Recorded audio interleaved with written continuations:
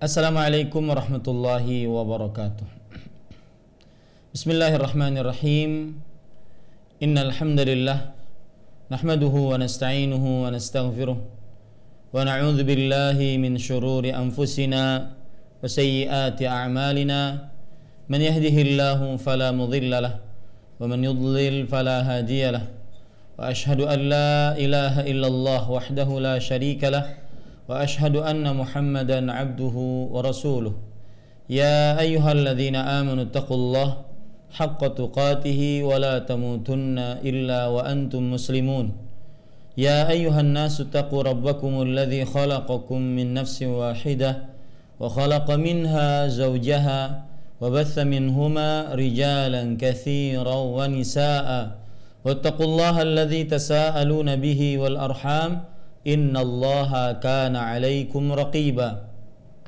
Ya ayyuhalladzina amanu taqullaha wa qulu qawlan sadida yuslih lakum a'malakum wa yaghfir lakum dhunubakum wa man yuti'illaha wa rasulahu faqad faza fawzan 'azima. Amma ba'd, fa inna asdaqal hadithi kitabullah wa ahsanul hadi hadi Muhammadin sallallahu alaihi wa ala alihi wa sallam wa syarrul umuri muhdatsatuha wa kullu muhdatsatin bid'ah wa kullu bid'atin dhalalah wa kullu dhalalatin finnar. Alhamdulillah, kita bersyukur pada Allah Subhanahu wa taala, kita kembali duduk bersama di dalam kajian Islam ilmiah rutin setiap Rabu pagi di Roja TV, dan siaran ini langsung dari studio dakwahsunnah.com di kota Banjarmasin, Kalimantan Selatan. Salawat dan salam semoga selalu Allah berikan kepada Nabi kita Muhammad sallallahu alaihi wa ala alihi wasallam, pada keluarga beliau, para sahabat, serta orang-orang yang mengikuti beliau sampai hari kiamat kelak. Dengan nama-nama Allah yang husna dan sifat-sifat yang ulia, kita berdoa, Allahumma a'inna ala dzikrika wa syukrika wa husni ibadatik. Ya Allah, tolonglah kami untuk senantiasa berzikir kepadamu, bersyukur atas nikmat-nikmatmu, dan beribadah yang baik kepadamu. Amin ya rabbal alamin.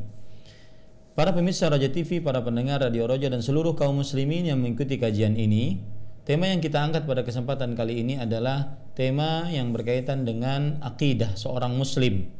Temanya yaitu mengenal seluk-beluk bid'ah. Mengenal seluk-beluk bid'ah. Poin pertama yang kita ingin bahas adalah pengertian bid'ah secara bahasa. Bid'ah secara bahasa yaitu dari kata al-ibtida'. Bid'atun secara bahasa dari kata al-ibtida'. Orang Arab mengatakan badda'a syai'a yubaddi'uhu au yubdi'uhu bid'an wa btada'ahu. Orang Arab mengatakan badda'a syai'a atau yubdi'uhu bid'an atau ibtada'ahu, yang artinya dalam bahasa Indonesia adalah membuat sesuatu yang baru, memulai sesuatu yang baru, membuat sesuatu yang baru dan memulai sesuatu yang baru. Dan kata al-badi' atau wal bid'ah, kata al-badi' dan juga kata al-bid'ah, yaitu sesuatu yang terjadi pada pertama kalinya, sesuatu yang terjadi pada pertama kalinya.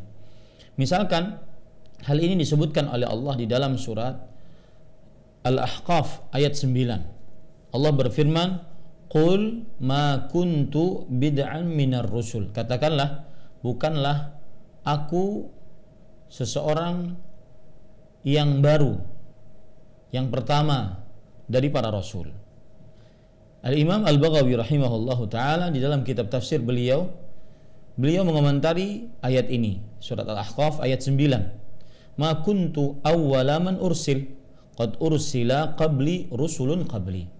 Bukanlah aku seorang rasul yang pertama kali diutus, sungguh telah diutus sebelumku rasul-rasul yang begitu banyak. Itu maksud dari kata-kata bid'ah secara bahasa. Dan kalau kita katakan fulanun badda'a fil amri, artinya fulan melakukan bid'ah di dalam perkara, ai awwalu lam yasbiquhu ahad.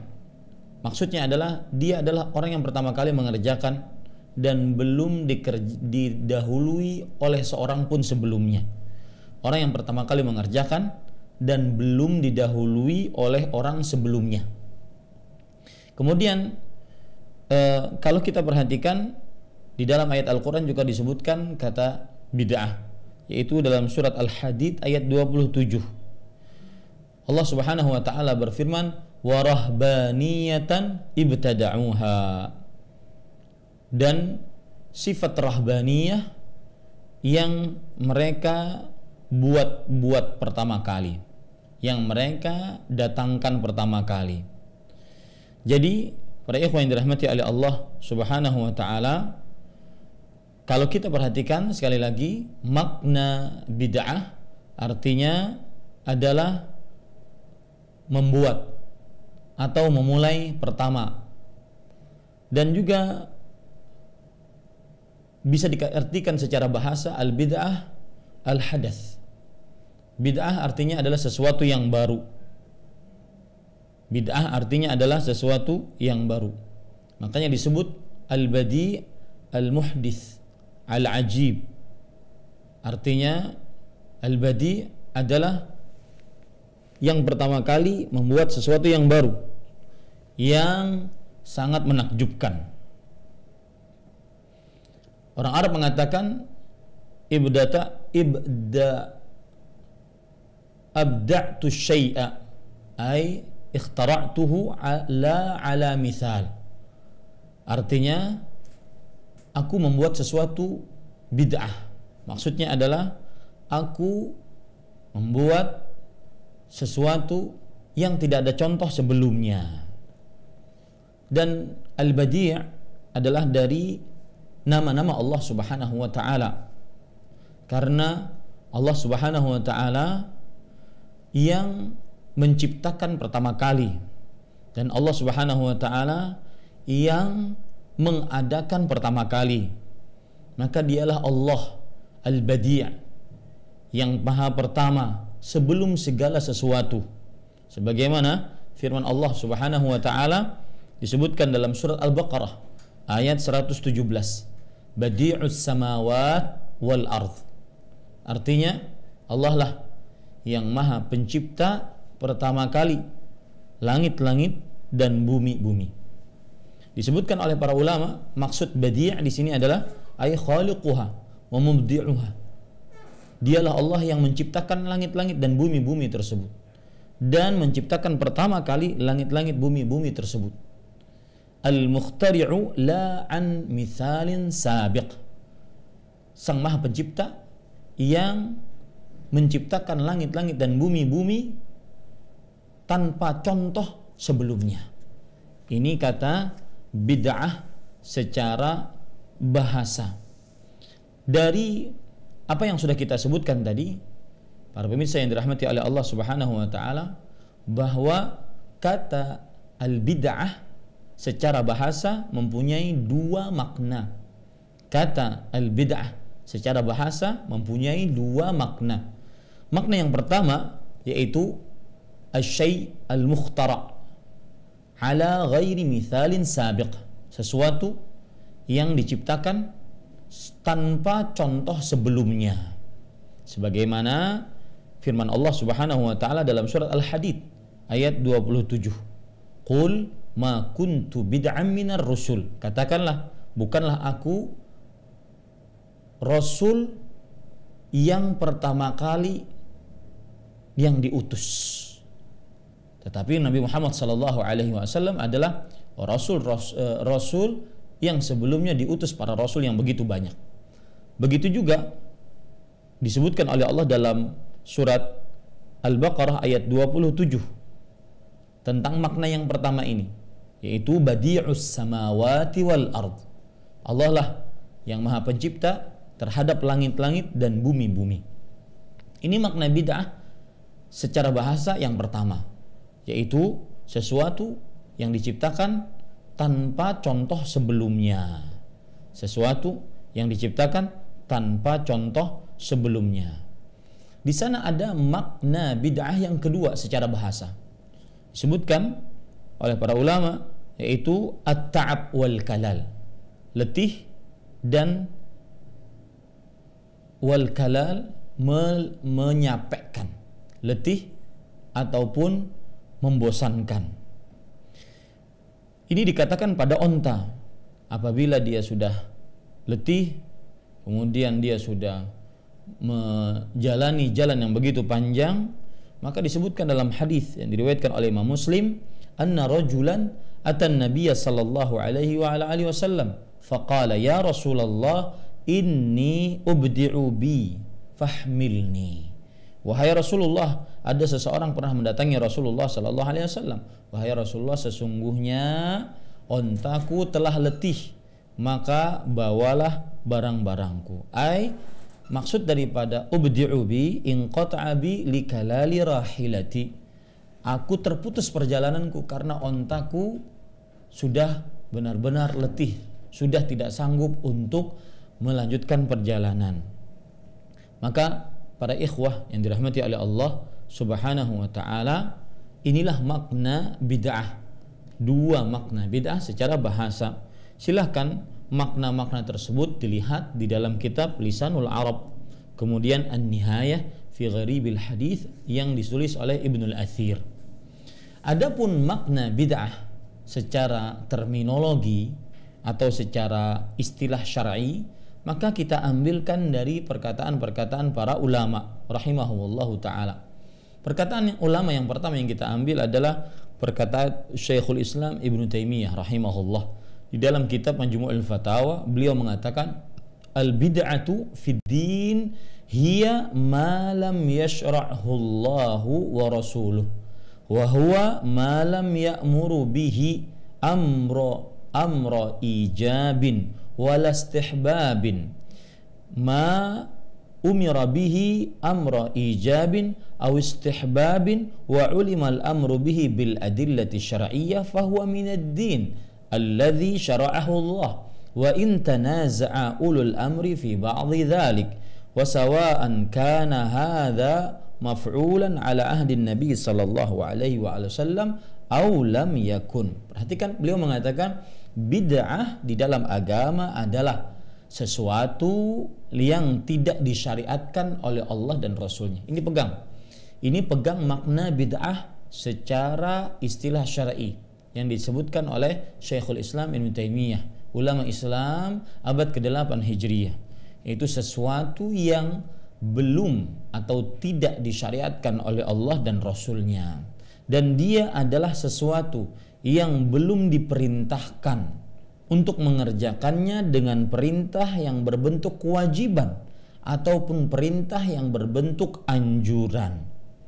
Adapun, beliau mengatakan, adapun apa yang diperintahkan untuk mengerjakannya berupa perintah kewajiban atau berupa perintah anjuran, dan diketahui perintah tersebut berdasarkan dalil-dalil syariat, maka dia adalah agama yang disyariatkan oleh Allah Subhanahu wa taala.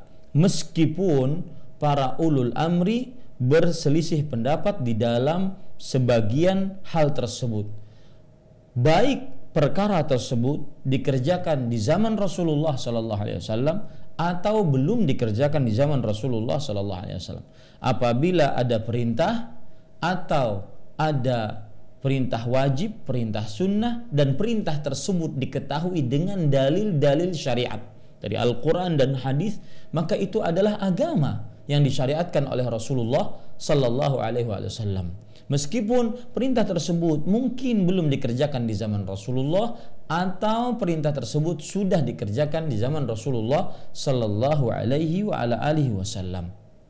Jadi kalau kita perhatikan perkataan Syekhul Islam Ibnu Taimiyah rahimahullah taala di sini, bid'ah adalah sesuatu, ingat, bid'ah di dalam agama, ya, bukan di dalam perkara dunia, di dalam perkara agama, sesuatu yang belum disyariatkan oleh Allah dan Rasulnya, dan dia adalah perkara yang tidak diperintahkan, baik perintah secara kewajiban ataupun perintah secara anjuran. Dan Kebalikannya, apabila ada sebuah perintah secara kewajiban atau perintah secara anjuran berdasarkan dalil-dalil syariat, maka dia adalah agama yang disyariatkan oleh Allah Subhanahu wa taala. Baik itu dikerjakan di zaman Rasulullah SAW atau belum dikerjakan di zaman Rasulullah SAW. Beliau juga mengatakan di dalam kitab Majmu'ul Fatawa, wal bid'atu ma khalafatil kitaba was sunnata au ijma'a salafil ummati minal i'tiqadati wal ibadat. Dan bid'ah adalah sesuatu yang menyelisihi Al-Quran, As-Sunnah, atau ijma' para salaful ummah, baik berupa perkara akidah atau berupa perkara ibadah.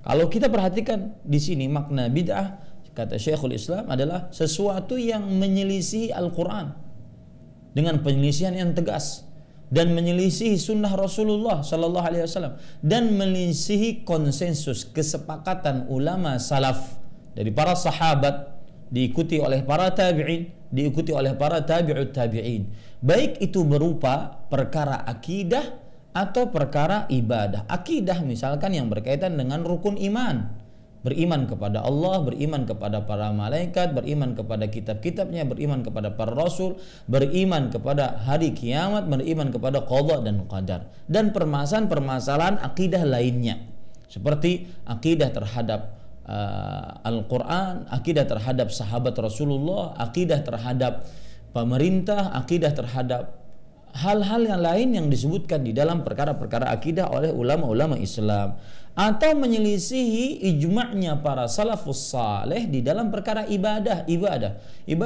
praktis seperti sholat, puasa, zakat, haji, baca Quran.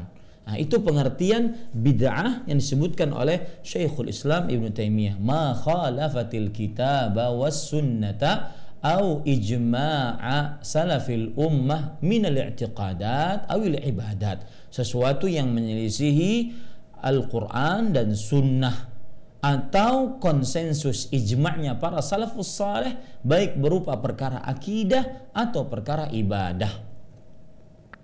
Kemudian pengertian yang kedua kita ambilkan dari perkataan Imam Asy-Syatibi rahimahullahu taala.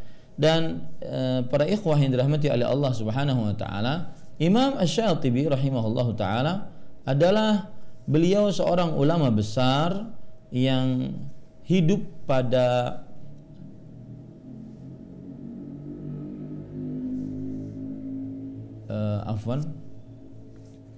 beliau adalah seorang ulama besar yang bernama Ibrahim ibn Musa Asy-Syatibi rahimahullahu taala. Dan beliau ini adalah ulama yang hidup pada abad ke-14 Masehi, atau lebih tepatnya 790 Hijriyah. Jadi ulama Islam abad ke-8 Hijriyah. Nama beliau yaitu Ibrahim ibn Musa ibn Muhammad Asy-Syatibi, dan beliau termasuk dari ulama negeri Andalus. Ulama negeri Andalus. Para ikhwah yang dirahmati oleh Allah, Imam Asy-Syatibi rahimahullahu taala mengatakan di dalam kitab beliau yang sangat luar biasa, yaitu Al-I'tisam. Beliau mengatakan, hiya tariqatun fid dini mukhtara'atun tudahi syari'ata yuqsadu bis-suluki 'alaiha al-mubalaghatu fit ta'abbudi lillah. Beliau mengatakan bid'ah adalah tariqah, metode di dalam agama, mukhtara'ah, yang dibuat-buat, tudahi syari'ah, menyamai syariat, menyamai tapi sebenarnya bukan syariat, menyamai syariat, yuqsadu bis-suluki 'alaiha, tujuan mengerjakan bid'ah tersebut al-mubalaghatu fit ta'abbudi lillah, berlebih-lebihan di dalam beribadah kepada Allah Subhanahu wa taala. Beliau mengatakan di sini tariqatun fid din, jalan, metode di dalam agama. Jadi bid'ah erat kaitannya dengan perkara agama, tidak erat kaitannya dengan perkara dunia. kecuali perkara dunia tersebut diatur oleh agama. Ada hal-hal yang diatur oleh agama, tetapi bid'ah erat kaitannya dengan perkara agama. Mukhtara'ah, yang dibuat-buat. Tudahi syariah, menyerupai syariat, seakan-akan dilihat secara sepintas sama dengan syariat. Dimaksudkan melakukan dan menjalani perbuatan bid'ah tersebut adalah untuk berlebih-lebihan di dalam beragama, tidak merasa cukup dengan apa yang dicontohkan di dalam syariat Islam, ingin melebihkan diri dalam beribadah kepada Allah, makanya mereka melakukan perbuatan bid'ah. Ini pengertian yang kedua yang kita bisa ambil dari perkataan Imam Asy-Syatibi rahimahullahu taala. Kemudian para ikhwan yang dirahmati oleh Allah Subhanahu wa taala, Imam Al-Hafidz Ibnu Rajab Al-Hambali rahimahullahu taala, beliau adalah ulama besar di kalangan mazhab Hambali dan nama beliau adalah Abdurrahman ibn Ahmad ibn Abdurrahman Al-Baghdadi Ad-Dimashqi. Al-Baghdadi Ad-Dimashqi, dan beliau ulama yang meninggal pada tahun 795 Hijriah, pada abad ke-8 Hijriah.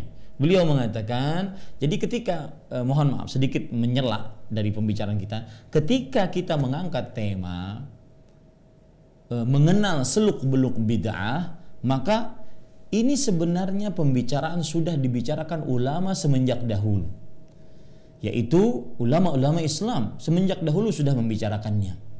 Jadi sebagian orang kadang-kadang alergi untuk membicarakan perkara bid'ah ini, padahal ulama-ulama Islam yang lebih alim dari kita-kita, mereka jelas-jelas sudah membicarakan bid'ah tersebut. Dan pembicaraan tentang bid'ah adalah membicarakan agama. Dan kalau membicarakan agama bukan berarti membicarakan agama memecah belah umat, malah ingin menyatukan umat. Maka ini harus dipahami baik-baik. Membicarakan pembicaraan tentang seluk-beluk bid'ah adalah pembicaraan tentang agama. Dan ketika membicarakan tentang agama tidak akan pernah pastinya memecah belah kaum muslimin. Allah berfirman, wa'tasimu bihablillahi jami'an wa la tafarraqu, dan berpegang teguhlah kalian seluruhnya dengan hablullah. Hablullah di sini adalah agama Allah, salah satu tafsirannya. Kapan bisa bersatu, kapan bisa tidak tercerai-berai? Ketika bersatu dalam agama Allah. Maka jangan sentimen dahulu ketika ada orang yang membicarakan tentang bid'ah, maka dituduh memecah belah umat, dituduh suka memvonis umat. Tidak. Tetapi ini pembicaraan ulama dari mulai semenjak dahulu. Bahkan dari mulai semenjak ulama-ulama terdahulu sudah membicarakannya. Ya, bukan hanya abad ke-14, ke-15 Hijriah ini saja atau ke-13 Hijriah ini saja, tidak. Dari mulai semenjak dahulu, lihat perkataan-perkataan ulama terdahulu, dan akan saya bacakan perkataan bahkan para sahabat tentang membicarakan bahayanya bid'ah. Makanya tema kita mengenal seluk-beluk bid'ah ini bukan sama sekali untuk memecah belah umat, akan tetapi mengenalkan kepada umat Islam ada di dalam pembicaraan dan pembelajaran agama agar kita semakin pintar, agar kita semakin mengangkat kebodohan dari kita tentang agama kita. Ada pembicaraan yang namanya mengenal seluk-beluk bid'ah. Dan itu dibicarakan oleh ulama semenjak dahulu, bahkan dari mulai Nabi Muhammad SAW, diikuti oleh para sahabatnya, diikuti oleh para tabi'in, para tabi'ut tabi'in, sampai imam yang 4, sampai ulama-ulama yang kita baca tadi, definisi-definisi mereka tentang bid'ah. Lihat Al-Hafidz Ibnu Rajab Al-Hambali rahimahullah, yang nama beliau aslinya Abdurrahman bin Ahmad bin Abdurrahman Al-Baghdadi Ad-Dimashqi, ya.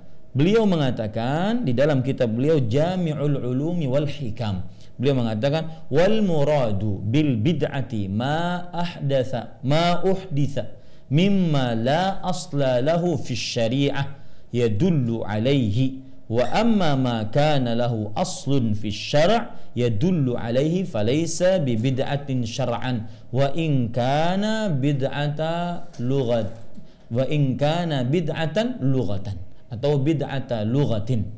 Artinya bid'ah maksudnya adalah sesuatu yang dibuat baru, yang tidak ada asalnya di dalam syariat yang menunjukkan kepadanya.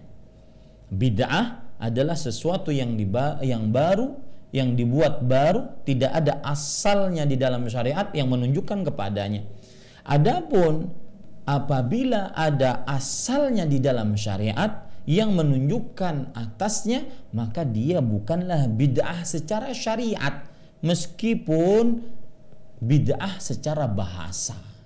Apabila ada asal perbuatannya, asal hukumnya, asal dalilnya secara syariat, maka dia bukan bid'ah secara syariat, meskipun terkadang dia disebut bid'ah secara bahasa.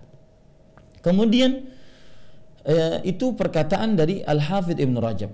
Jadi beliau mengatakan al-bid'ah ma uhditha mimma la aslalah fi syariah yadullu alaih, sesuatu yang dibuat baru yang tidak ada asalnya di dalam syariat,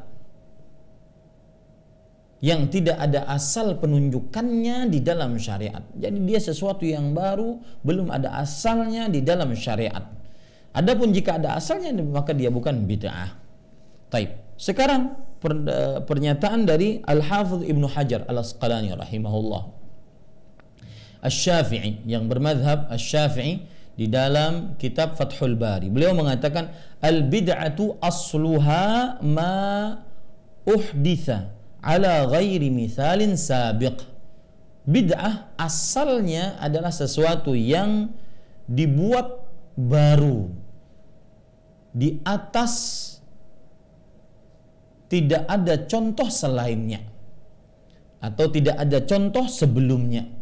Wa tutlaqu fi syar' muqabilus sunnah fatakuna madhmumatan. Artinya, dan disebutkan di dalam syariat adalah kebalikan dari sunnah. Maka kalau dia kebalikan dari sunnah, maka dia adalah tercela. Maka dia adalah tercela. Ini para ikhwan yang dirahmati oleh Allah Subhanahu wa taala. Dan pernyataan-pernyataan ini hampir sama juga disebutkan oleh Al-Imam At-Tartushi di dalam kitab beliau. Ini ulama abad ke-520, ulama tahun 520 Hijriah meninggalnya, abad ke-6 Hijriah, di dalam kitab beliau Ad-Dibaj Al-Madhhab. Begitu juga dalam kitab Ibnu Hajar Al-Haythami. Beliau adalah ulama Islam yang bermadhab Syafi'i, bahkan faqihun syafi'iyun, ahli fikih dari madhab Syafi'i. Dan beliau wafat di kota Mekah yang berasal dari Mesir pada tahun 974 Hijriah, yaitu pada abad ke-10 Hijriah. Kemudian juga hampir sama pernyataan-pernyataannya, yaitu Imam As-Suyuti rahimahullahu ta'ala. Imam As-Suyuti rahimahullahu ta'ala, beliau menyebutkan hal ini di dalam kitab Al-Amru bil-Ittiba' wan Nahyu 'anil Ibtida', perintah untuk mengikuti syariat dan larangan untuk berbuat bid'ah. Jadi ulama-ulama terdahulu, ya, di abad ke-8, abad ke-9, abad ke-10, abad ke-11 sudah membicarakan hal itu. Ya, sudah membicarakan akan hal itu. Makanya kalau seandainya ada semacam klaim atau lebih tepatnya tuduhan bahwasanya ada sebagian orang-orang yang membicarakan bid'ah di zaman-zaman sekarang saja, maka ini tidak benar. Bid'ah sudah disampaikan oleh Rasulullah di masa hidup beliau, disampaikan lagi dan diterangkan lagi oleh para sahabat di masa mereka, kemudian diikuti oleh para tabi'in, tabi'ut tabi'in, dan dijelaskan dengan sedetil-detilnya oleh para ulama, terutama ulama-ulama Islam yang hidup di abad ke-8, ke-9, ke-10, yang karena memang di zaman tersebut banyak sekali tumbuh timbul perbuatan-perbuatan bid'ah. Jadi sekali lagi kalau kita perhatikan perkataan Al-Hafidz Ibnu Hajar Al-Asqalani rahimahullahu taala, beliau mengatakan al-bid'atu asluha ma uhditha ala ghairi mithalin sabiq. Bid'ah asalnya adalah sesuatu yang dibuat baru tanpa ada contoh sebelumnya. Wa tutlaqu fi syara', dan di dalam syariat disebutkan muqabilus sunnah, yaitu bid'ah adalah sesuatu yang bertentangan dengan sunnah, maka dia berarti tercela, kata Imam Al-Hafidz Ibnu Hajar Al-Asqalani rahimahullahu taala. Sekarang kalau berbicara tentang masalah tercela, maka banyak sekali ayat-ayat di dalam Al-Quran dan hadis-hadis Rasul Sallallahu Alaihi Wasallam, dan juga al-athar, perkataan-perkataan para sahabat, para salafus saleh yang menyebutkan tentang tercelanya bid'ah, tercelanya perbuatan bid'ah. Jadi kita sekarang berpindah. Jadi poin pertama tadi adalah pengertian bid'ah secara bahasa, dan sudah kita sebutkan ada dua pengertian di situ. Di sana ada pengertian bid'ah secara definisi para ulama, definisi syariat yang disebutkan oleh para ulama, dan sudah kita sebutkan beberapa perkataan Syekhul Islam Ibnu Taimiyah rahimahullahu taala, perkataan Imam Asy-Syatibi rahimahullahu taala, perkataan Imam Al-Hafidz Ibnu Rajab Al-Hambali, perkataan Al-Hafidz Ibnu Hajar Al-Asqalani rahimahullahu taala Asy-Syafi'i. Kemudian juga sama perkataan-perkataannya dengan Imam At-Tartushi, Ibnu Hajar Al-Haythami, kemudian As-Suyuti rahimahullahu taala. Kita sekarang berpindah kepada poin yang ketiga, yaitu ayat-ayat dan hadis-hadis Rasul serta athar, perkataan para salafus saleh yang mencela perbuatan bid'ah.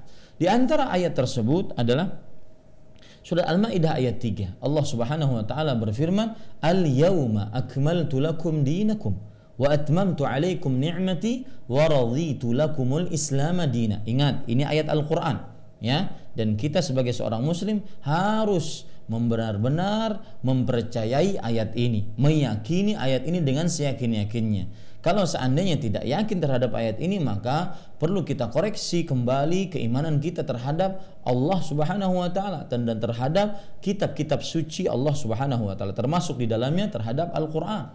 Allah berfirman, "Al-yauma akmaltu lakum." Hari ini kusempurnakan bagi kalian agama kalian. Wa atmamtu 'alaikum ni'mati, dan kusempurnakan atas kalian nikmatku. Wa raditu lakumul Islam dina, dan kuridai bagi kalian Islam sebagai agama.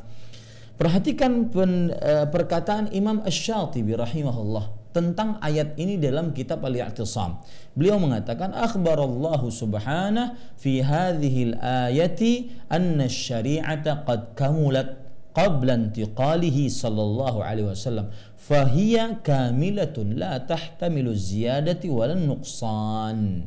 Artinya Allah Subhanahu wa taala menyebutkan ayat ini, ya, di dalam bahwasanya syariat telah sempurna sebelum berpindahnya Rasulullah sallallahu alaihi wasallam dari alam dunia ke alam barzakh. Maka syariat Islam adalah sempurna, tidak memerlukan tambahan ataupun pengurangan.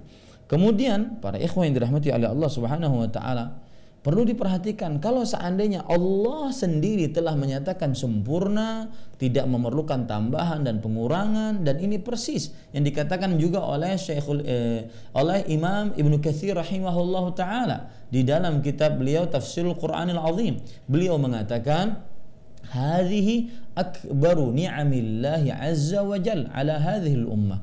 Ayat ini merupakan nikmat Allah yang terbesar terhadap umat ini. Haitsu akmala ta'ala lahum dinahum, yang mana Allah Subhanahu wa taala telah menyempurnakan bagi mereka agama-agama mereka. Telah menyempurnakan bagi mereka agama-agama mereka. Fala yahtajuna ila dinin ghaira dinihi. Maka mereka tidak memerlukan ajaran, amalan selain ajaran dan amalan Islam. Wala yahtajuna ila nabiyyin ghaira nabiyihim, dan mereka tidak membutuhkan nabi selain Nabi Muhammad sallallahu alaihi wasallam. Dan beliaulah yang mensyariatkan syariat. Apa yang beliau halalkan, maka itulah yang halal, dan apa yang beliau haramkan itulah yang haram. Ya, maka syariat ini sempurna sebelum berpindahnya Rasulullah SAW, dengan kesempurnaan yang tidak memerlukan tambahan atau pengurangan. Agama Islam tidak memerlukan renovasi, inovasi, tidak perlu. Makanya para ulama mengatakan anna ziyadah 'alaiha tu'tabaru istidrakan wa tuhi bi annaha naqisah.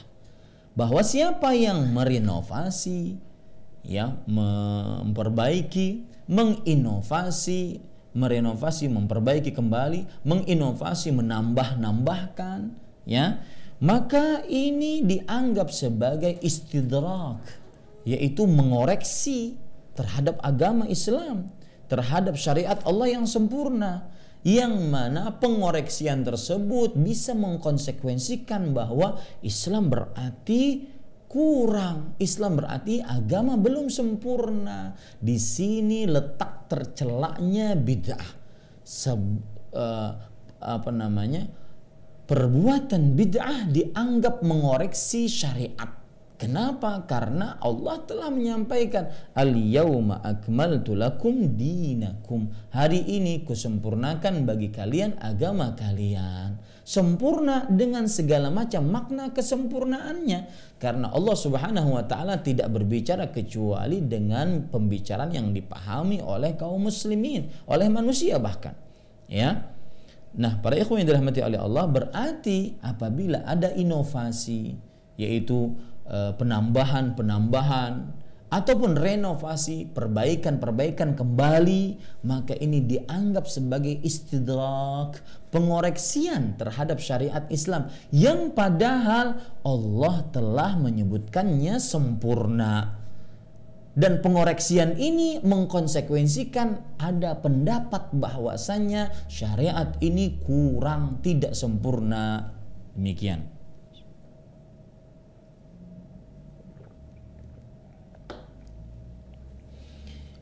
Para pemirsa Raja TV dan para pendengar Radio Raja dan seluruh kaum muslimin yang mengikuti kajian ini, itu ayat yang pertama yang menunjukkan tercelaknya perbuatan bid'ah dengan penjelasannya tadi.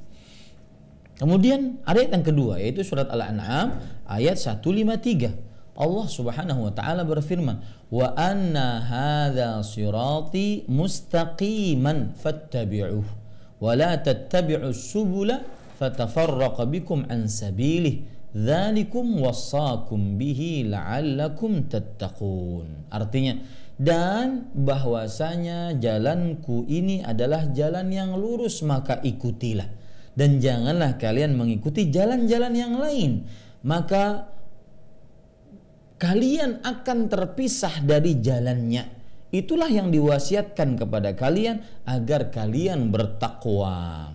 Para ikhwan yang dirahmati oleh Allah Subhanahu wa taala, disebutkan oleh Imam Asy-Syaukani dalam kitab beliau Fathul Qadir, dan juga oleh Imam Al-Baghawi dalam kitab beliau Tafsir Al-Baghawi, al-muradu bis-siratil mustaqim, yang dimaksudkan jalan yang lurus tadi adalah sabilullah alladzi da'a ilaihi wa huwa sunnah was-subul at-turuq al-mukhtalifah allati 'ada hadha at-tariq. Yang dimaksud dengan jalan Allah, yang dimaksud jalan yang lurus adalah jalan Allah yang Allah mengajak kepadanya. Wa anna hadza sirati mustaqiman fattabi'u, yang mana jalan tersebut Allah Subhanahu wa taala mengajak untuk mengikuti di dalamnya, dan dia adalah jalan sunnah. Sedangkan jalan-jalan yang lain yang menyelisihi jalan yang tadi itu adalah bertentangan dengan jalan yang tadi. Persis sebagaimana yang diceritakan oleh Abdullah bin Mas'ud radhiyallahu anhu ketika Rasulullah sallallahu alaihi wasallam menggaris sebuah garis lurus. Kemudian beliau menggaris samping kanan garis-garis kecil, di samping kiri garis-garis kecil.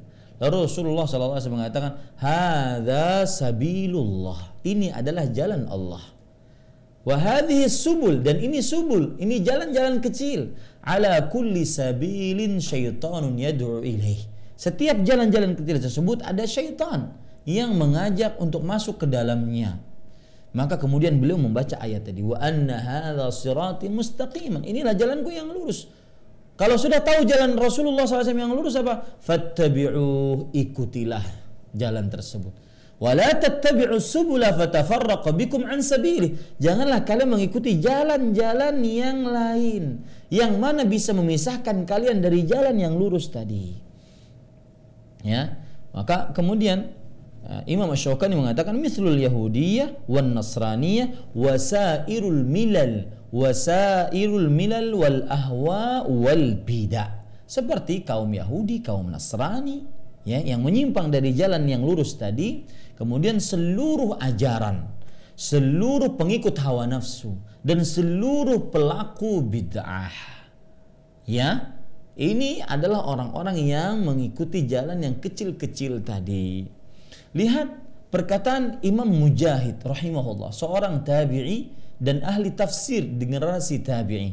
Beliau mengatakan sebagaimana disebutkan di dalam kitab Sunan Ad-Darimi pada bab karahiyatu akhdhir ra'yi, bab tentang dibencinya mengambil ra'yu, pendapat ataupun rasio, logika, ya. Beliau mengatakan wala tattabi'us subula qala al-bid'ah wasyubuhat. Kata beliau, maksud ayat dan janganlah kalian mengikuti jalan-jalan.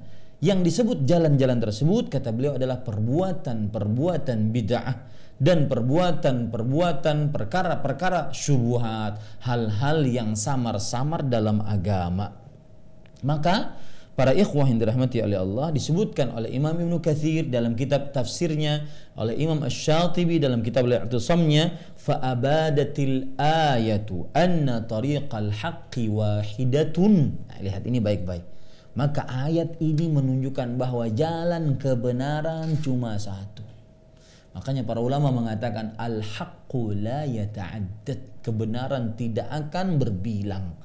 Karena berdasarkan ayat ini, anna hadza sirati mustaqiman ittabi'u. Ini adalah jalanku yang lurus, maka ikutilah. Jalan kebenaran cuma satu. Wa annal batila turuqan muta'addidatan la wahidah. Adapun kebatilan mempunyai jalan-jalan yang banyak yang berbilang, tidak satu jalan. Maka rubah persepsi kita. Kalau seandainya mengatakan, oh semuanya benar, biarkan saja. Enggak, jalan kebenaran cuma satu. Wa anna hadza sirati mustaqiman. Ini adalah jalanku satu-satunya yang lurus. Dan para ikhwan yang dirahmati oleh Allah Subhanahu wa taala, kemudian dalil yang ketiga dari ayat Al-Qur'an yang menunjukkan tentang tercelaknya perbuatan bid'ah, yaitu dalam surat Al-Qasas ayat 50. Allah Subhanahu wa taala berfirman, "Wa man adhallu mimman nittaba'a hawahu bighairi hudan minallah. Innallaha la yahdil qaumadz zalimin." Dan siapakah yang paling sesat dibandingkan orang-orang yang mengikuti hawa nafsunya dengan tanpa petunjuk dari Allah? Sesungguhnya Allah Subhanahu wa ta'ala tidak memberikan petunjuk kepada kaum yang zalim. Lihat, hati-hati, ayat ini merupakan ancaman terhadap perbuatan bid'ah, karena bid'ah ditimbulkan dari hawa nafsu yang akan kita bicarakan nantinya. Sebab-sebab tersebarnya perbuatan bid'ah, ya. Bahwa lihat, siapakah yang paling sesat dibandingkan orang-orang yang mengikuti hawa nafsunya tanpa petunjuk dari Allah. Nah, ini dia. Inilah perbuatan bid'ah.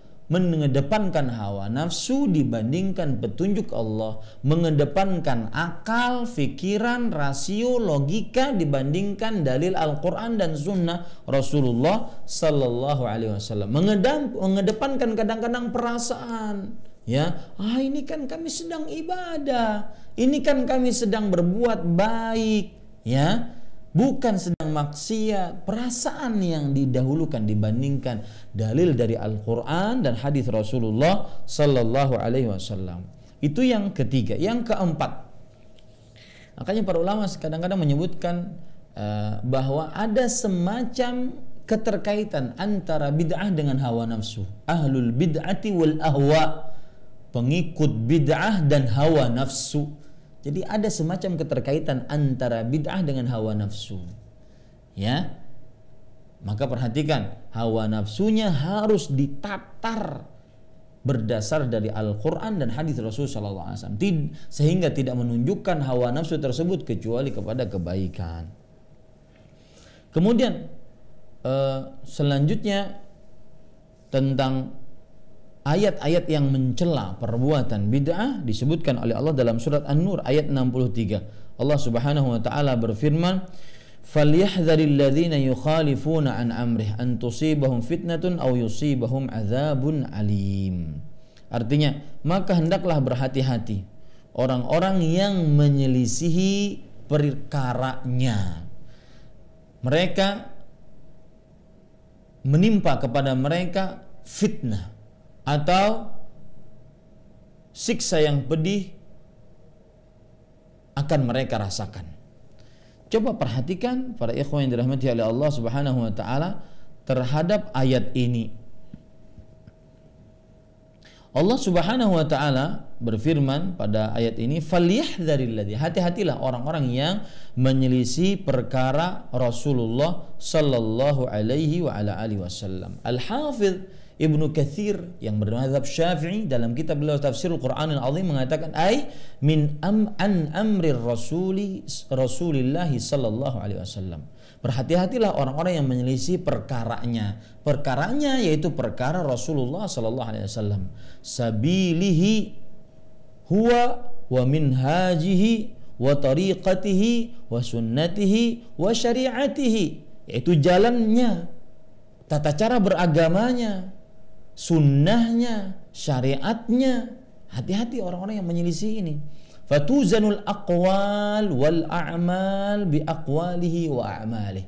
Maka ucapan dan amalan perbuatan tatkala kita beribadah itu ditimbang dengan ucapan dan perbuatan Rasulullah sallallahu alaihi wasallam. Fama wafaqa dzalika qabil. Kalau sesuai perbuatan kita dengan perbuatan Rasulullah, ucapan kita dengan ucapan Rasulullah SAW yang sesuai, maka diterima amalnya. Wa ma khalafa fa huwa mardudun ala qailih wa fa'ilih. Adapun yang menyelisihi beliau, maka dia tertolak terhadap yang orang yang berbicaranya atau terhadap pelaku perbuatan tersebut. Kainan makan, siapapun dia. Sebagaimana telah tetap di dalam hadis riwayat Bukhari dan Muslim dan selainnya bahwa Rasulullah sallallahu alaihi wasallam bersabda, "Man 'amila 'amalan laisa 'alaihi amruna fahuwa radd." Barang siapa yang beramal yang tidak ada contohnya dari amalan kami, maka dia adalah tertolak. Ingat, yang mengatakan ini Imam Ibnu Katsir yang bermadzhab Syafi'i, yang hidupnya pada abad ke-8 Hijriah, bukan yang hidupnya di abad ke-15, 14, 13, 12. Karena ada sebagian yang tidak terlalu menoleh kepada perkataan-perkataan ulama-ulama di zaman sekarang. Lihat ini imam, mu'arrikh, ahli tafsir, kemudian ahli qiraat, kemudian juga ahli ilmu berdakwah yang bermadzhab Syafi'i. Beliau mengatakan bahwa tuzanul a'mal wal aqwal bi aqwalihi wa a'malihi. Ucapan dan perbuatan disesuaikan, ditimbang dengan ucapan dan perbuatan Rasulullah sallallahu alaihi wasallam. Apa saja perbuatan dan ucapan yang sesuai maka diterima. Adapun yang menyelisihinya maka dicolak, ya.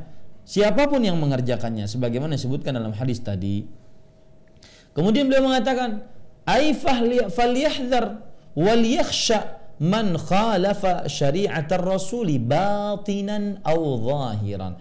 Maka hendaklah takut siapa saja yang menyelisihi Rasulullah sallallahu alaihi wasallam, baik secara batin di dalam hati atau secara lahiriah, ya. Antusibahum fitnah, yaitu fitnah akan menimpa mereka, ai fi qulubihim, yaitu di dalam hati mereka. min kufrin au nifaqin au bid'ah. Lihat, orang-orang yang menyelisih perintah Rasul, akhirnya dia ditakutkan akan masuk ke dalam hatinya fitnah. Fitnah itu seperti apa? Kekufuran, kemunafikan, ya, kemudian perbuatan bid'ah. Kemudian beliau mengatakan, au yusibahum adzabun alim, atau siksa yang pedih akan menimpa mereka. Ai fid dunya biqatlin au haddin au habsin wa nahwi dzalik. Yaitu akan mendapatkan musibah dan siksa yang pedih di dunia, baik itu dengan terbunuh, dengan dihukum had, ataupun dipenjara atau yang semisal dengannya. Para ikhwan yang dirahmati oleh Allah Subhanahu wa taala. Jadi itu ayat yang menunjukkan juga tercelanya perbuatan bid'ah karena menyelisih perintah Rasulullah sallallahu alaihi wasallam. Kemudian yang kedua, surat Ali Imran ayat 31. Allah Subhanahu wa taala berfirman, "Qul in kuntum tuhibbunallaha fattabi'uni yuhibbukumullah wa yaghfir lakum dzunubakum wallahu ghafurur rahim." Katakan wahai Muhammad, jika kalian mencintai Allah, maka ikutilah aku. Niscaya Allah akan mencintai kalian dan mengampuni dosa-dosa kalian, dan Allah Maha Pengampun lagi Maha Penyayang. Ini ayat juga menunjukkan tentang tercelanya perbuatan bid'ah. Bahkan ayat ini disebut oleh para ulama sebagai ayat limtihan, ayat ujian. Ayat ujian yang mengaku cinta Allah maka diuji dengan pengikutannya terhadap Rasulullah sallallahu alaihi wa ala alihi wasallam. Dan masih banyak lagi ayat-ayat yang lain yang menyebutkan tercelanya perbuatan bid'ah. Kita cukupkan pada itu. Sekarang kita lihat dari hadis-hadis Rasul sallallahu alaihi wasallam bagaimana perbuatan bid'ah itu tercela, buruk, dan tidak pernah dipuji oleh Rasulullah.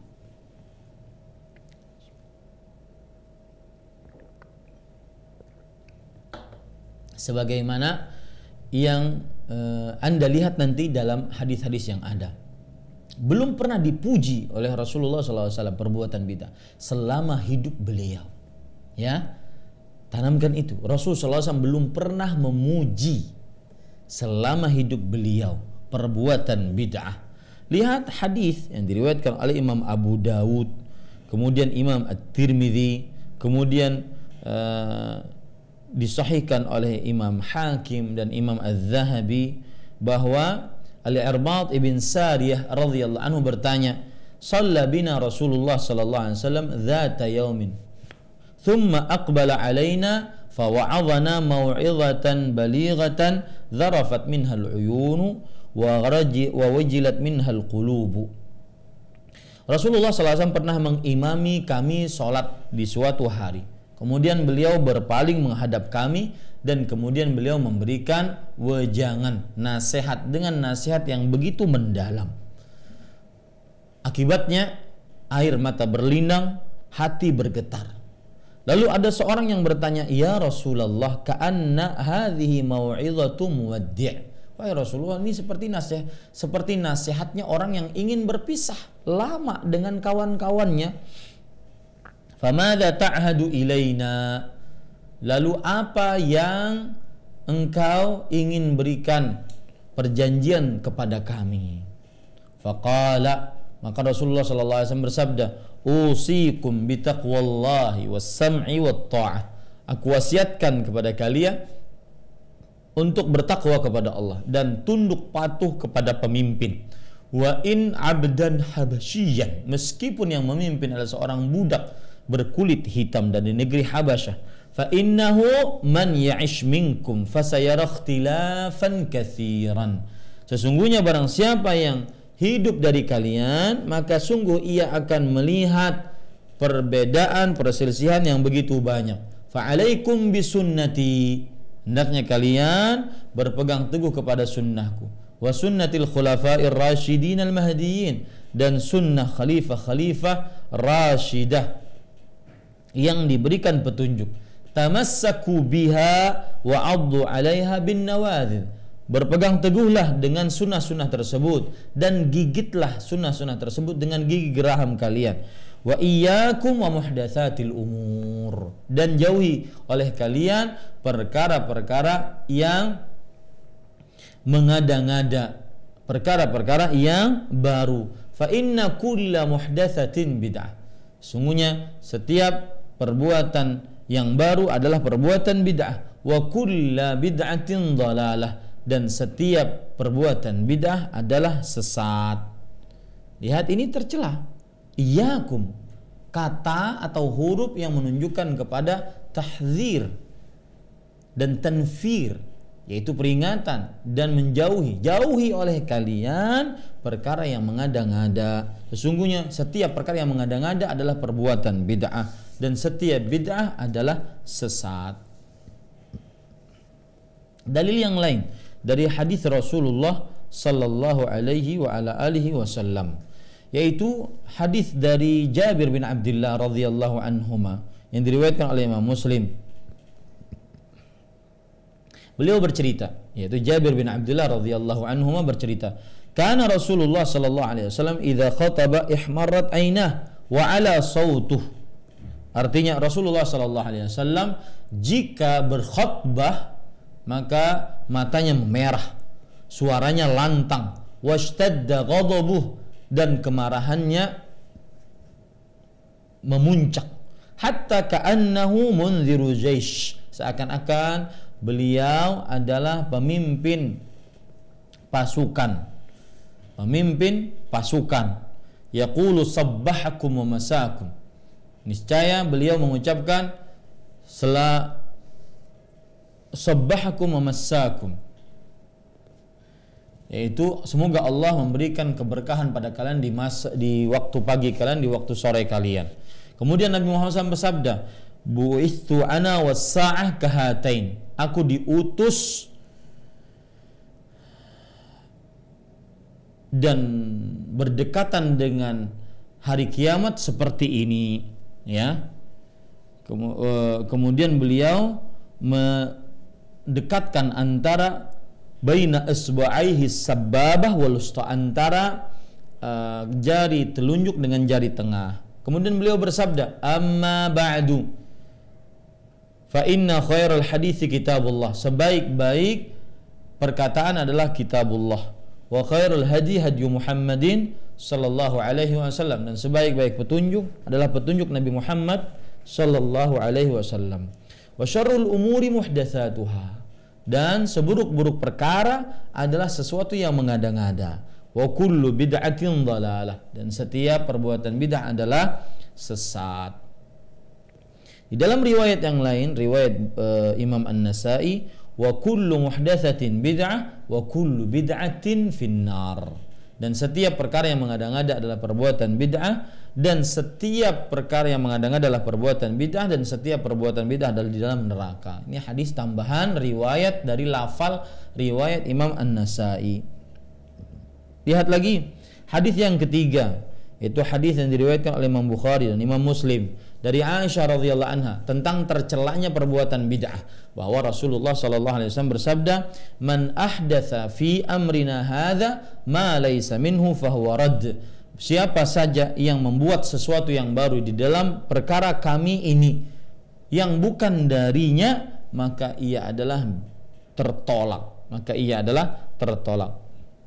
Dalam riwayat yang lain, riwayat Imam Muslim dari sahabat yang sama, Aisyah radhiyallahu anha, "Man 'amila 'amalan laisa 'alaihi amruna fahuwa radd." Barang siapa yang beramal yang belum ada contohnya dari kami, maka amalannya tertolak. Dan itu adalah ucapan-ucapan dari hadis-hadis yang bisa kita sebutkan pada pertemuan kali ini tentang tercelanya perbuatan bid'ah dan tentang perintah untuk mengikuti Rasulullah sallallahu alaihi wasallam dan sesuai dengan sunnah Rasulullah sallallahu alaihi wasallam. Lihat sekarang athar, perkataan para ulama salafus saleh. Abdullah bin Abbas radhiyallahu anhuma, sebagaimana disebutkan di dalam kitab Al-Bid'ah wan Nahyu anha yang ditulis oleh Ibnu Waddah, bid'ah dan larangan terhadapnya, dan juga disebutkan oleh Imam Ad-Darimi di dalam kitab As-Sunannya, yaitu Abdullah bin Abbas radhiyallahu anhu berkata,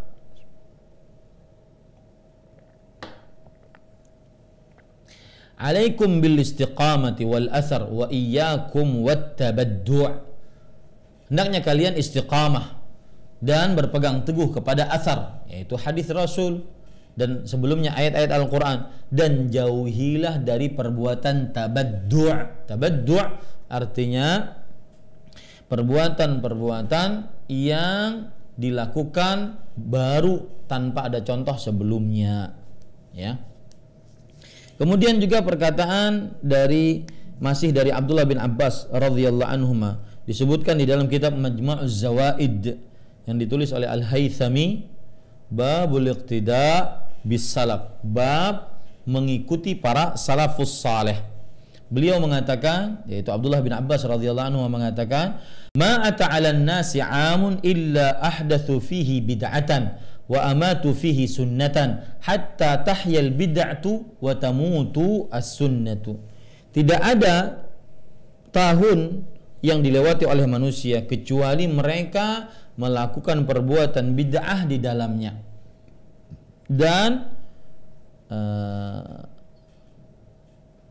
mereka mematikan sunnah di dalamnya, sampai akhirnya bid'ah hidup dan sunnah pun mati. Ini tercelaknya perbuatan bid'ah diambilkan dari athar para salafus saleh. Di sana ada lagi perkataan Abdullah bin Mas'ud radhiyallahu anhu, yaitu diriwayatkan oleh Imam Al-Haythami dalam kitab Majmu'uz Zawaid. Abdullah bin Mas'ud mengatakan, "Ittabi'u wa la tabtadi'u faqad kufitum." Artinya, ikutilah jalan Rasulullah SAW dan janganlah membuat sesuatu yang baru, maka sungguh bagi kalian telah cukup akan perbuatan tersebut. Para ikhwan yang dirahmati oleh Allah Subhanahu wa taala, ayat-ayat dan hadis-hadis serta athar-athar yang sudah disebutkan tadi adalah merupakan larangan dari perbuatan bid'ah, dari sesuatu yang baru-baru.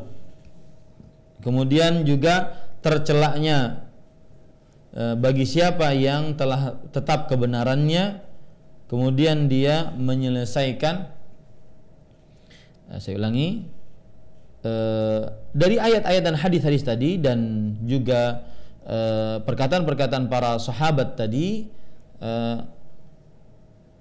telah tetap larangan untuk berbuat bid'ah dan sesuatu yang baru dalam agama, dan tercelaknya bagi siapa yang menginginkan kebaikan bahwa bid'ah di dalam agama tidak disebutkan kecuali dalam keadaan menyelisihi sunnah. Lihat, ini nasihat dari hati insya Allah yang paling dalam, dan nasihat tersebut tidak diinginkan kecuali kebaikan. Para ulama mengatakan an-nasihatu iradatul khair lil mansuhilah. Nasihat fungsinya adalah menginginkan kebaikan untuk orang yang dinasihati, menginginkan kebaikan untuk yang dinasihati.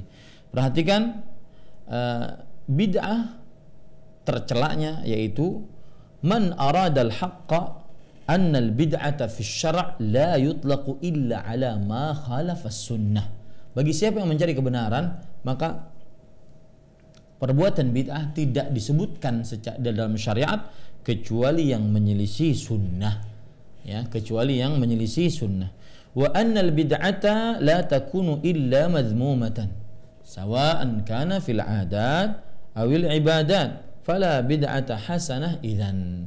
Artinya, dan bid'ah seluruhnya tercela, baik itu dalam perkara adat kebiasaan ataupun dalam perkara ibadah, maka tidak ada bid'ah hasanah sama sekali. Dan inilah pendapat yang lebih kuat, ya, inilah yang pendapat yang lebih kuat. Lihat para ikhwan yang dirahmati oleh Allah Subhanahu wa taala,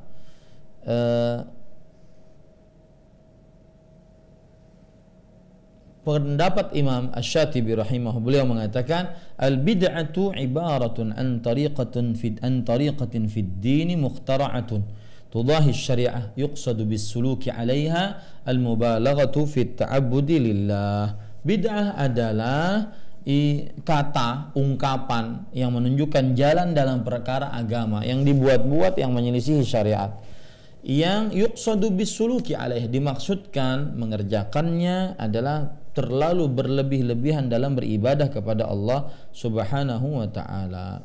Ini para ikhwan yang dirahmati oleh Allah Subhanahu wa taala. Untuk pembagian bid'ah, ada sebagian ulama yang membagi bid'ah menjadi hasanah, madzmumah.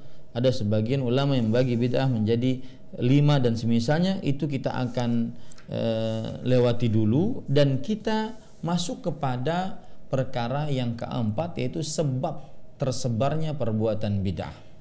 Adapun pembagian penjelasan tentang seluk-beluk bid'ah, pembagian bid'ah, itu kita akan pada pertemuan yang akan datang insyaallah taala. Di sini dijelaskan sebab-sebab terjadinya dan tersebarnya perbuatan bid'ah. Ya, yang pertama yaitu bodoh dengan sarana-sarana keilmuan. Bodoh dengan sarana-sarana keilmuan, ya.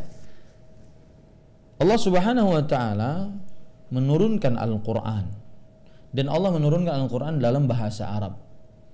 Dan bahasa Arab adalah bahasa yang harus dan wajib dipelajari untuk memahami agama. Karena tidak bisa kita mempelajari Al-Qur'an tanpa memahami bahasa Arab. Tidak bisa kita mempelajari hadis-hadis Rasul tanpa memahami bahasa Arab. Allah berfirman dalam surah Az-Zukhruf ayat 3, "Inna ja'alnahu Qur'anan Arabiyyan la'allakum ta'qilu." Sesungguhnya kami telah jadikan Al-Qur'an sebagai Qur'an dalam bahasa Arab agar kalian berfikir. Maka para ikhwan yang dirahmati oleh Allah Subhanahu wa taala, ayat ini menunjukkan bahwa Al-Quran diturunkan dalam bahasa Arab dan sepasih-fasihnya bahasa Arab yang Rasulullah SAW berbicara dengannya. Maka syariat Islam tidak bisa dipahami dan tidak bisa dikenal dengan sebaik-baiknya kecuali ketika memahamkan pada diri kita tentang bahasa Arab yang merupakan bahasa di dalam Al-Quran itu sendiri, ya. Meskipun Rasulullah Sallallahu Alaihi Wasallam diutus kepada seluruh manusia, maka para ikhwah yang dirahmati oleh Allah Subhanahu Wa Taala, seluruh umat, seluruh lisan di dalam perkara ini adalah mengikuti lisannya orang Arab, karena maksudnya belajar bahasa Arab, karena di dalam ayat-ayat Al-Quran dengan bahasa Arab, hadis-hadis Rasulullah Sallallahu Alaihi Wasallam dengan bahasa Arab, ya. Oleh karenanya tidak akan bisa dipahami Al-Quran kecuali dari jalan yang diturunkan kepadanya Al-Quran, yaitu mempelajari lafaz-lafaz Al-Quran, makna-makna Al-Quran, kemudian bahasa-bahasa, tata cara redaksi bahasa dalam Al-Quran.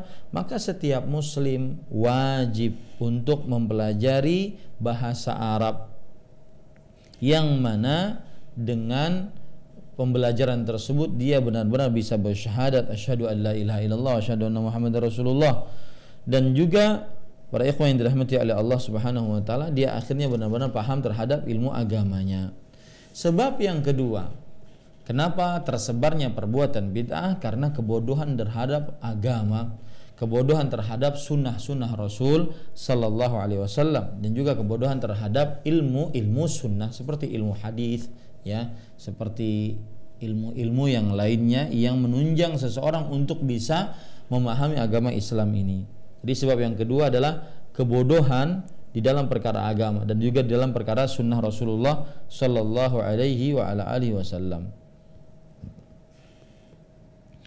Para ikhwan yang dirahmati oleh Allah Subhanahu wa taala, kalau orang memiliki kebodohan pada hal ini, maka dia berarti tidak bisa membedakan mana hadis yang sahih, mana hadis yang lemah, mana hadis yang palsu.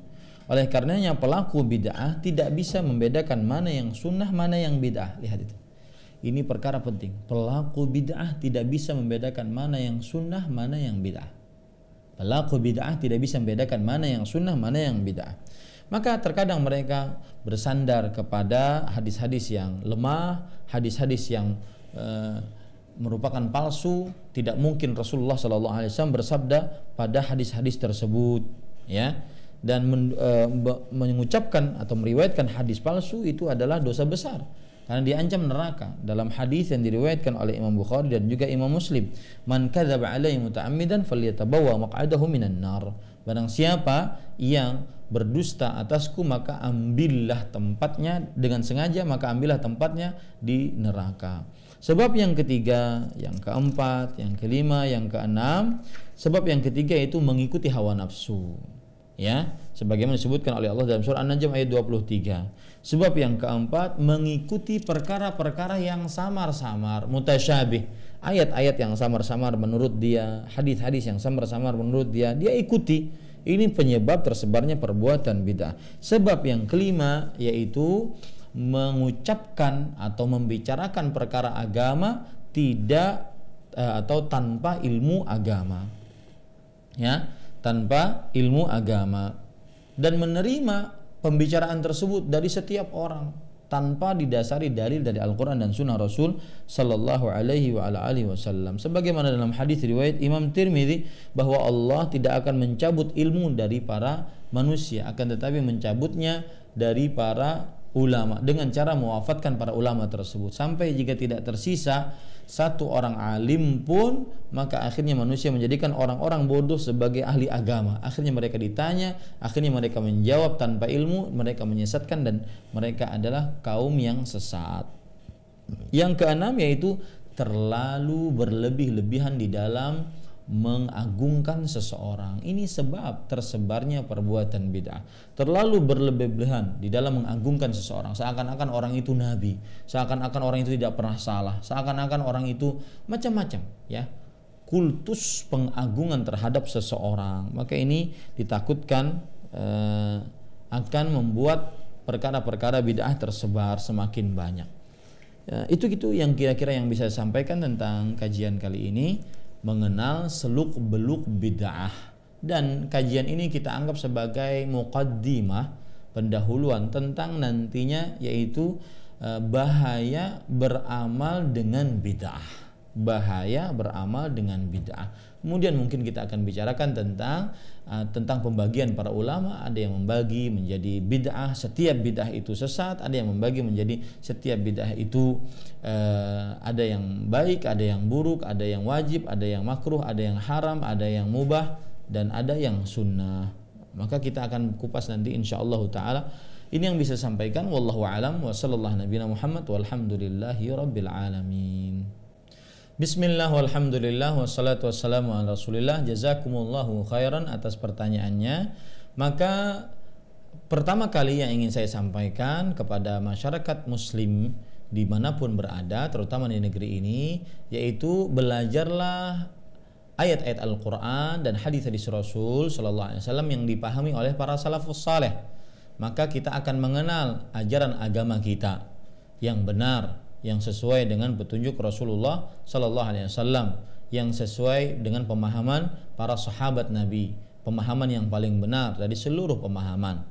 Ini yang pertama. Yang kedua, setelah kita belajar dan akhirnya tahu ini perbuatan sunnah, maka otomatis kita akan mengetahui, oh ini ternyata belum disyariatkan di dalam agama Islam, belum diamalkan oleh Rasulullah SAW, belum dicontohkan, belum ada dalilnya dari Al-Quran dan Sunnah.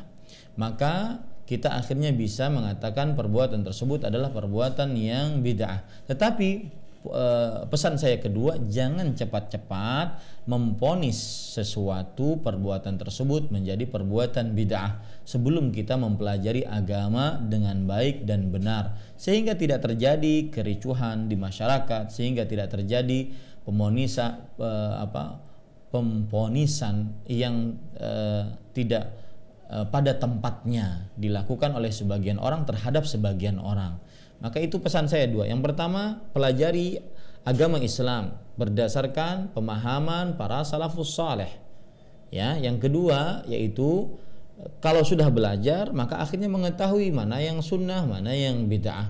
Tetapi ketika sudah mengetahui mana yang sunnah, mana yang bid'ah pun jangan cepat-cepat memvonis perbuatan tersebut perbuatan bid'ah sebelum kita ala bayyinah, di atas hal-hal yang menunjukkan keterangan jelas bahwa memang perbuatan itu belum ada dalilnya dari Al-Quran dan hadis Rasulullah Sallallahu Alaihi Wasallam, belum dicontohkan oleh Nabi dan para sahabatnya radhiyallahu anhum ajma'in Sallallahu Alaihi Wasallam. Ya, yang ketiga, tetapi jika memang sudah terkumpul syarat-syaratnya, kemudian terhilangkan halang-halangannya, dan memang ternyata perbuatan bid'ah itu adalah perbuatan bid'ah, maka jangan ragu-ragu kita mengatakan itu memang perbuatan bid'ah dan kita diharamkan untuk mengerjakannya dan diperintahkan untuk menjauhinya. Maka pada saat itu sebagaimana yang ditanyakan tadi, kalau memang di dalam perkumpulan-perkumpulan terjadi perbuatan bid'ah, maka kita tidak boleh untuk ikut andil di dalamnya dan kita meminta izin kepada yang mengundang dengan santun, dengan baik, bahwa saya belum bisa mengikuti amaliyah tersebut atau perbuatan tersebut. Wallahu a'lam. Nah, ya, para ikhwan yang dirahmati oleh Allah Subhanahu wa taala, kalau kita perhatikan tentang masalah ini, maka kita akhirnya akan mendapati orang-orang yang berpendapat hanya berpegang teguh kepada Al-Quran saja, sedangkan tidak berpegang teguh kepada hadis-hadis Rasul Sallallahu Alaihi Wasallam. Ya, disebabkan karena mungkin ayat-ayat Al-Quran dan hadis-hadis Rasul Sallallahu Alaihi Wasallam, hadis-hadis Rasulullah Sallallahu Alaihi Wasallam, ada perbedaan pendapat di antara para ulama tentang pensahihannya, tentang kelemahannya, tentang penilaian terhadap hadis tersebut. Maka para ikhwah yang dirahmati oleh Allah, saya ingin sebutkan hal yang pertama, yaitu ucapan-ucapan para ulama tentang orang-orang yang berpegang teguh hanya kepada Al-Quran, dan otomatis kalau dia berpegang teguh hanya kepada Al-Quran dan meninggalkan sunnah, berarti dia mengingkari sunnah Rasul Sallallahu Alaihi Wasallam. Coba perhatikan perkataan Imam As-Suyuti rahimahullahu ta'ala. Beliau mengatakan, i'lamu rahimakumullah anna man ankara qawna hadithin nabi sallallahu alaihi wasallam qawlan kana aw fi'lan bi syartihi al-ma'ruf fil usul hujjatan kufrun wa kharaja an dairatil islam wa hasyara ma'al yahud wan nasara aw ma'a man sya'allahu min firaqil kafarah. Ketahuilah rahimakumullah, ini bukan perkataan saya ya, perkataan ulama besar Jalaluddin As-Suyuti Al-Hafidh.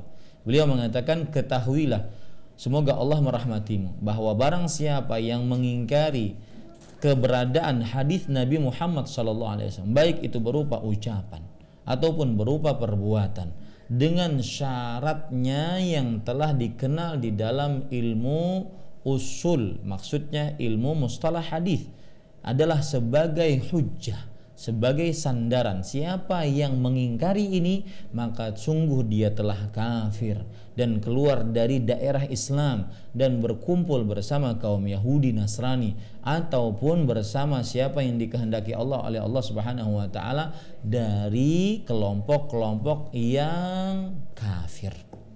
Ini para ikhwan yang dirahmati oleh Allah Subhanahu wa taala. Lihat lagi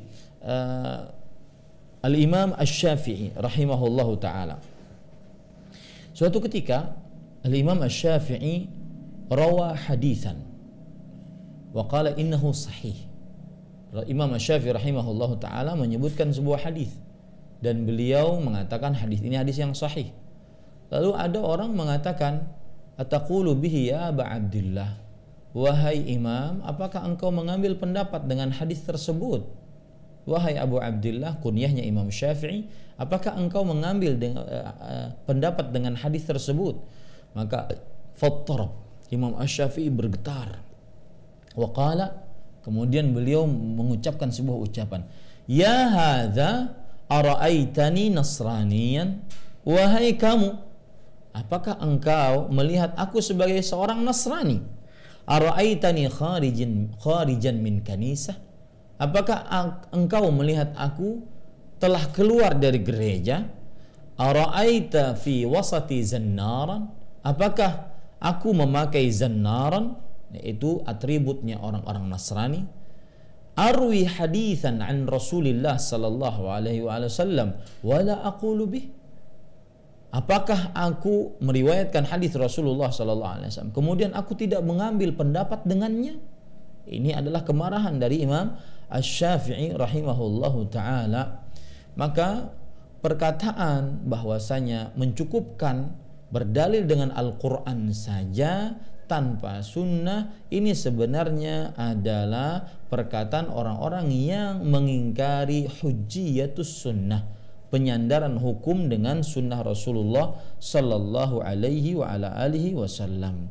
Dan para ikhwah yang dirahmati oleh Allah, kalau seandainya dia berpegang teguh kepada Al-Quran, maka niscaya dia akan mengikuti sunnah. Saya ulangi, kalau seandainya dia berpegang teguh kepada Al-Quran dengan sebenar-benarnya, dia akan mengikuti sunnah Rasulullah. Allah Subhanahu wa taala berfirman, "Ya ayyuhalladzina amanu athi'ullaha wa athi'ur rasula wa ulil amri minkum." Wahai orang-orang yang beriman, taatilah Allah dan taatilah Rasulullah dan pemimpin kalian dari kalian. Fa in tanaza'tum fi syai' farudduhu ila Allahi war Rasul. Jika kalian berselisih dalam sesuatu, maka kembalikan kepada Allah dan Rasulnya. Kepada Allah yaitu Al-Quran, kepada Rasulnya yaitu hadis Rasulullah sallallahu alaihi wa ala alihi wasallam. Dan para ikhwah yang dirahmati oleh Allah Subhanahu wa taala, Rasulullah sallallahu alaihi wasallam sudah mengabarkan orang-orang seperti ini bahwa akan ada dari umatnya yang hanya berpegang teguh kepada Al-Quran dan menolak hadis-hadis Rasul. Dan ini perbuatan tercela. Dalam hadis riwayat Imam Ahmad, Imam Abu Dawud, Imam Hakim dengan sanad yang sahih dari Al-Miqdam bahwa Rasulullah sallallahu alaihi wasallam bersabda, "Yushiku an yaq'uda ar-rajulu muttaki'an ala arikatih yuhaddithu bihadithin min hadithi fayaqul bainana wa bainakum kitab Allah fama wajadna fihi min halalin istahlalnah wa ma wajadna fihi haramin harramna ala wa inna ma harrama Rasulullah sallallahu alaihi wasallam mithla ma harramallah." Akan ada seseorang bersandar dengan tumpuannya, ya, dia menyebutkan hadis dari hadis-hadisku, lalu ia mengatakan antara kita dengan kalian adalah ada kitab Allah. Apa yang kami dapati di dalam kitab Allah dari sesuatu yang halal, maka kita halalkan. Apa yang kita dapati di dalam kitab Allah dari sesuatu yang haram, maka kita haramkan. Maksudnya kami nggak butuh hadis. Ingatlah apa yang diharamkan oleh Rasulullah seperti yang diharamkan oleh Allah Subhanahu wa ta'ala. Maka sebenarnya yang berpegang teguh hanya kepada Al-Quran bukan sebenarnya orang-orang yang benar-benar berpegang teguh kepada Al-Quran. Kenapa? Karena kalau seandainya dia berpegang teguh kepada Al-Quran dengan sebenar-benarnya, maka dia pasti akan mengikuti hadis berpegang teguh dan menjadikan hadis Rasulullah SAW sebagai sumber Al-Quran. Ya, lihat Allah Subhanahu wa taala berfirman, "Fala wa rabbika la yu'minun hatta yuhakkimuka fima shajara bainahum thumma la yajidu fi anfusihim harajan mimma qadait wa yusallimu taslima." Lihat, dan tidak sama sekali demi Rabbmu mereka tidak beriman sampai mereka menjadikan engkau wahai Nabi Muhammad SAW sebagai hakim di dalam perkara-perkara yang mereka berbeda pendapat di dalamnya. Kemudian mereka tidak mendapati di dalam diri mereka harajan, keberatan atas apa yang telah ditentukan oleh Rasulullah SAW dan menerima dengan sebenar-benar penerimaan, ya, dengan sebenar-benar penerimaan. Maka ini lihat, perkara ditentukan oleh Rasulullah dan ini disebutkan oleh Al-Qur'an, oleh Allah Subhanahu wa taala dalam Al-Qur'an.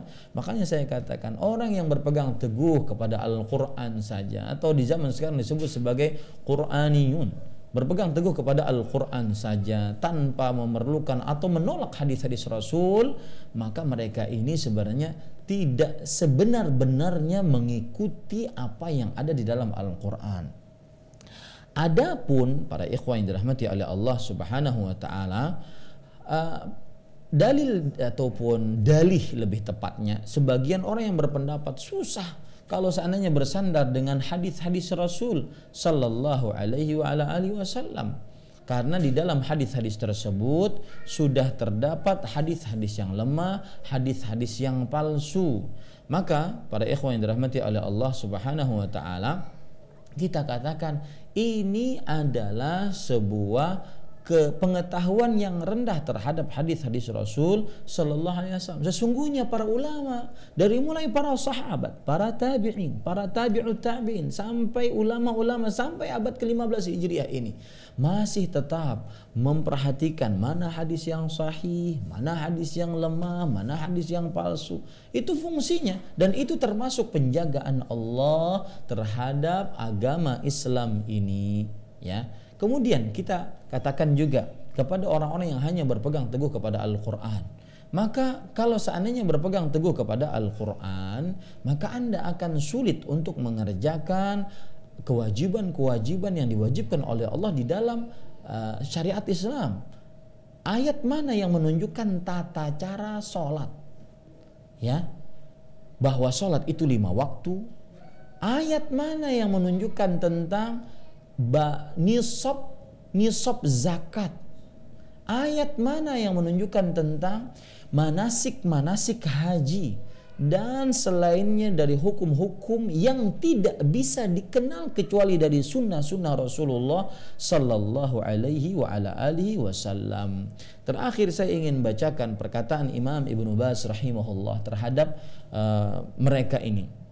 Haula'il mutaakhirun al-munkiruna lis-sunnah atau munkaran 'aziman wa bala'an kabiran wa ma'siyatan 'azimatan.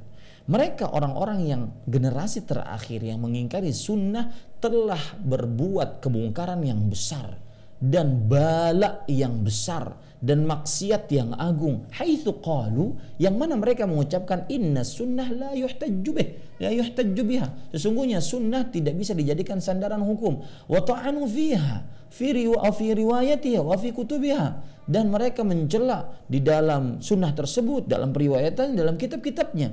Wasara ala hadzal manhaj wa a'lanahu katsirun minan nas fi Misr wa fi ghairiha, dan berjalan di atas jalan ini, dan sebagian kebanyakan dari mereka mengumumkan ini di beberapa negara. Wasammu anfusahum bil qur'aniyin, dan mereka menamai diri mereka dengan Qur'aniyun. Wa qad jahilu ma qalahu ulama'us sunnah, dan mereka telah bodoh dengan apa yang diucapkan oleh ulama-ulama sunnah. Faqad ihtatu katsiran lis sunnah talaqqawha awalan 'anis sahabati hifdhan wa darasuha wa hafidhuha hifdhan kamilan. Maka mereka ihtatu katsiran lis sunnah, mereka senantiasa menjauhi kebanyakan dari sunnah yang mereka dapati pertama kali dari para sahabat, ya, secara hafalan, dipelajari, dihafal dengan penghafalan yang sempurna, hifdhan daqiqan bi'inayatin tamah, dengan hafalan yang sangat luar biasa dan diperhatikan dengan pemerhatian yang sangat sempurna. Wa naqaluha ila man ba'dahum, kemudian para sahabat menukilkannya kepada orang-orang setelahnya. Thumma allafa al-ulama fil qarni tsani wa fil qarni tsalis, lalu para ulama membuat kitab-kitab yang mengumpulkan hadis-hadis tadi di abad yang kedua, di abad yang ketiga. Waqad katsura fil qarni tsalis, dan telah banyak kitab-kitab tersebut di dalam abad yang ketiga. Fa'allaful kutuba wa jama'ul ahadits hirsan 'ala sunnah wa hifdhaha wa siyanatuha, Kemudian mereka menulis kitab-kitab dan mengumpulkan hadis-hadis dalam kitab tersebut untuk bersungguh-sungguh menjaga sunnah dan menjaganya dari hal-hal yang menghilangkannya. Fantaqalat minas sudur ilal kutubil mahfuzah al-mutadawilah al-mutanaqilah. Berarti dari hafalan berpindah kepada kitab-kitab yang sudah mudah didapat, kemudian yang sudah mudah dipindahkan kemana-mana. Allati la raiba fiha wa la syakka, thumma, yang tidak ada di dalamnya keraguan di dalamnya dan tidak ada kesangkaan di dalamnya. Thumma nuqibu 'ala rijal wa 'arafu thiqatahum. Kemudian mereka meneliti terhadap perawi-perawi hadis. Kemudian mereka menjelaskan siapa perawi-perawi hadis yang thiqah, dari yang lemahnya, min sayyi'il hifz minhum, dari yang hafalannya lemah, dari hafalannya kuat, hatta harraru dzalika atammat tahrir, sampai mereka benar-benar meneliti tersebut dengan sebenar-benar penelitian. Wa bayyanu man yasluhu liriwayah, dan mereka menjelaskan siapa yang pantas untuk diambil riwayatnya, yang pantas untuk meriwayatkan. Wa man la yasluh liriwayah, dan siapa yang tidak pantas untuk meriwayatkan. Wa man yuhtajju bihi wa man la yuhtajju bih, dan siapa yang pantas dijadikan sebagai sandaran dalam periwayatannya dan siapa yang tidak pantas dijadikan sandaran dalam periwayatannya. Yang jelas para ikhwan yang dirahmati oleh Allah Subhanahu wa taala, perkataan ini sangat agung dari Imam Ibnu Baz rahimahullah dan bantahan terhadap orang-orang yang hanya bersandar kepada Al-Qur'an. Mungkin waktu sudah habis. Terakhir, insyaallah ta'ala pada pertemuan yang akan datang kita akan membahas tentang buruknya beramal dengan bid'ah, ya, buruknya beramal dengan bid'ah. Ini kira-kira yang saya bisa sampaikan. Wallahu a'lam. Sallallahu nabiyana Muhammad walhamdulillahi rabbil alamin. Wassalamualaikum warahmatullahi wabarakatuh.